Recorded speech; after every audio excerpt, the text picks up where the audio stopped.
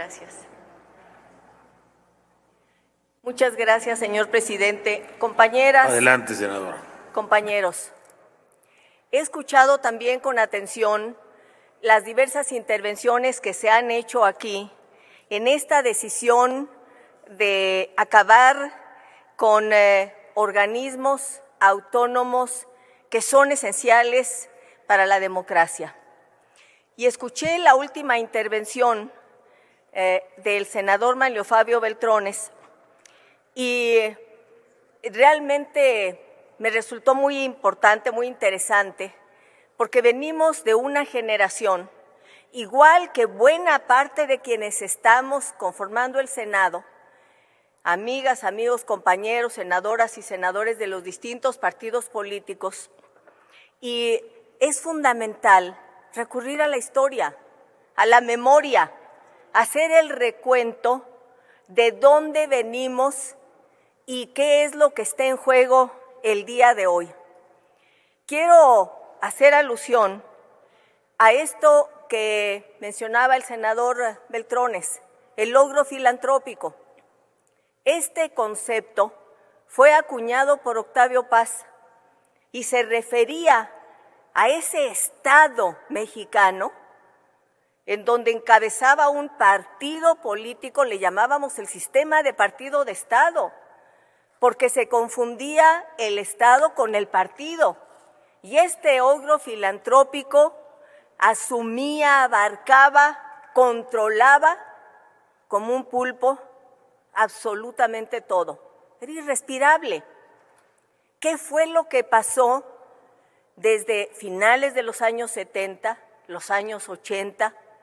Pero de manera muy puntual quiero referirme a los años 90. En los años 90 se abrió la posibilidad de una gran reforma político-electoral que permitió que se constituyeran instituciones separadas del control de ese ogro filantrópico. Y por eso se creó el Instituto Federal Electoral, hoy Instituto Nacional Electoral.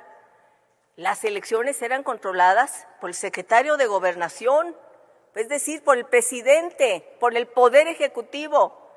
Se creó un Tribunal Federal Electoral, empezó un camino muy importante en materia político-electoral.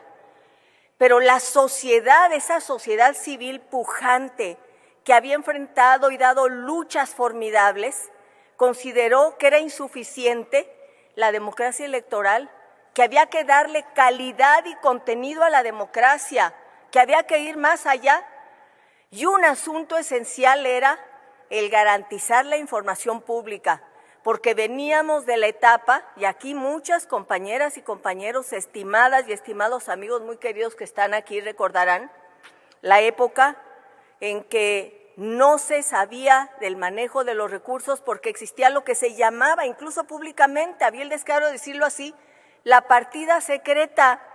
La partida secreta, compañeras y compañeros. Y entonces se empezó a plantear que se tenía que transparentar y que era un derecho ciudadano de las ciudadanas y los ciudadanos no solo acudir a votar y elegir libremente a sus representantes populares, sino ser ciudadanas y ciudadanos de tiempo completo, ciudadanas y ciudadanos que tuvieran acceso y control de la acción del gobierno, no solo desde el poder legislativo, sino también desde la propia sociedad, que se pudiera controlar el uso de los recursos, saber en qué se gastaba, cómo se gastaba, y también protección de datos personales. La primera iniciativa sobre esta materia la presentó un representante popular, senador del Partido de la Revolución Democrática, que fue un actor fundamental en esa transición democrática.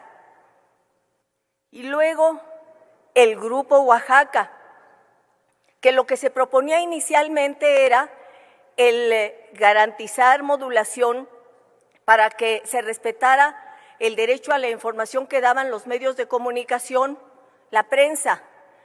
Pero en los debates se llegó a la conclusión de que había que ir más allá porque desde la sociedad civil, y yo recuerdo con mucha claridad en estos momentos al Grupo 20 Compromisos por la Democracia, lo que se puso en el centro era la necesidad de garantizar con mecanismos precisos la rendición de cuentas. Accountability, que era el concepto inglés que partió además en esa tradición democrática para quitarle el manejo opaco de los recursos al soberano y para que empezara el Parlamento, ahí empezó la rendición de cuentas desde el Parlamento inglés, a obligar a que el rey, a que el soberano tuviera que rendir cuentas de los recursos que utilizaba. Y la democracia, la sociedad democrática de nuestro país retomó esto y dijo, en México requerimos ciudadanía mayor de edad, que tenga acceso a todos sus derechos, incluyendo acabar con la partida secreta y rendición de cuentas, que se acabe la opacidad. Por eso el Grupo Oaxaca dio un salto y empezó a cabildear cómo presentar una iniciativa que garantizara un órgano autónomo, separado del logro filantrópico, de ese pulpo que controlaba todo. Y el Grupo Oaxaca llegó con los dirigentes de los distintos partidos políticos, llegó al Congreso. Yo era presidenta nacional del PRD, llegaron a buscarme. ¿Saben quiénes formaban parte de ese Grupo Oaxaca? Impulsores de esa creación de ese organismo autónomo. Solo voy a mencionar unos cuantos. Estaba Granados Chapa, estaba por la jornada Genaro Villamil, participaba Heréndira Cruz Villegas, que ahora es la consejera jurídica de la jefa de gobierno Clara Brugada. Estaba Jaime Cárdenas, el doctor Jaime Cárdenas.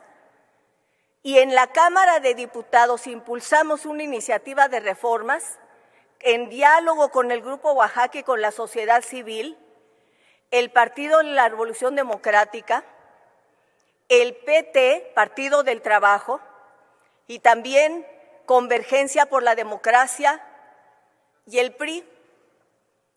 Había llegado al poder Vicente Fox y lo que se reclamaba es si ya hubo una transición pacífica, si hubo alternancia, si ya conquistamos órganos electorales autónomos, vayamos a la rendición de cuentas ya que se acabe la opacidad, acabemos con ese Estado que absorbe y controla todo. Además, una tradición, no solo el logro filantrópico, ese Estado, ese pulpo, sino una tradición en México, la del presidencialismo autoritario y todopoderoso. Dijimos, se acabó, hay que acabar con eso. El presidente Fox, consciente de que había esto, y además él había estado en contacto con organizaciones de sociedad civil, creó un grupo para preparar su propia iniciativa. Y quiero decirles, compartirles, compañeras, compañeros, porque hay historia, que el día 30 de noviembre de 2001 en la noche envió su propia iniciativa el presidente Fox. El Grupo Oaxaca y la oposición lo interpretaron como un intento de albazo. ¿Por qué razón? Porque se planteaba en ese proyecto que presentó el presidente Fox, que la Secretaría de la Contraloría, como se le llamaba entonces, a la Secretaría de lo que ahora sería la Función Pública y ahora de la Anticorrupción, que la Secretaría de la Contraloría creara una instancia para dar acceso a la información, y el Grupo Oaxaca y la oposición dijeron no, es inaceptable que el gobierno sea juez y parte, es inaceptable, porque si esa oficina que va a dar información está en el propio gobierno, no se va a garantizar el acceso a la información, se requiere autonomía. Y el PAN, que no tenía mayoría, aunque había ganado la presidencia de la República, y también no tener la mayoría absoluta en la democracia tiene sus ventajas, se tuvo que sentar a negociar. ¿Y saben quién por el PRD negoció esa ley que creó el Instituto Federal de Acceso a la Información, que después se convirtió en Instituto Nacional de Acceso a la Información? Martí Batres, porque él era el que encabezaba la batalla en la Cámara de Diputados. Y por el PRI, Beatriz Paredes, y se sentaron con el equipo negociador de Vicente Fox, donde estaba Santiago Krill. Y finalmente se creó el Instituto Nacional de Acceso a la Información y posteriormente, 2015, de Protección de Datos Personales, tan importante. Yo hago este relato, compañeras y compañeros, porque el Instituto Nacional de Acceso a la Información puede tener todos los defectos que se quieran. Senadora. Todos. Pero lo que no puede ser es que desaparezca un órgano autónomo que nos costó tantas luchas y tanto esfuerzo a tantos mexicanos para crear un Estado democrático. No puede ser. Yo me siento, y concluyo con esto, agraviada y triste personalmente.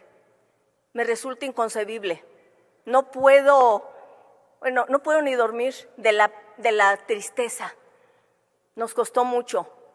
Y ahora se dice la Secretaría de concluyo, Anticorrupción absorberá esto. No puede ser juez y parte. Hará su mejor esfuerzo la secretaria Buenrostro. Ya hablamos bien de ella, votamos por ella. Pero las facultades de autonomía son las que tenemos que defender, compañeras y compañeros. Yo les hago un llamado a su propia historia. Gracias.